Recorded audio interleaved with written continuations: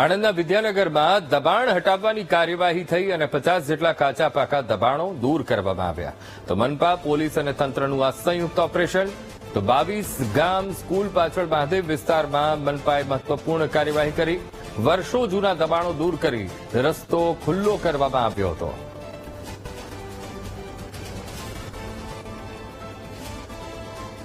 આજરોજ વિદ્યાનગર ખાતે જે મહાદેવ ખાડા વિસ્તાર છે તે વિસ્તારની અંદર જે રસ્તા પરના રોડ રસ્તા પરના જે અનધિકૃત કાચા પાકા જે દબાણો હતા તે આશરે 50 સંખ્યામાં હતા. અગાઉ એમની નોટિસ આપવામાં આવેલી હતી 10 દિવસ પહેલા અને એમને અગાઉ જાણ પણ કરવામાં આવેલી હતી. અને જે દબાણો છે તે અત્યારે તંત્ર દ્વારા મ્યુનિસિપલ એડમિનિસ્ટ્રેશન દ્વારા તોડવામાં આવી રહ્યા છે.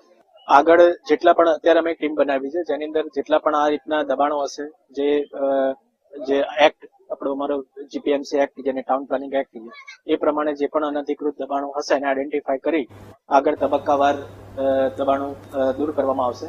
પણ ખાસ રસ્તા પરના દબાણો એ અમારી અત્યારે હાલ પ્રાયોરિટી રહેશે.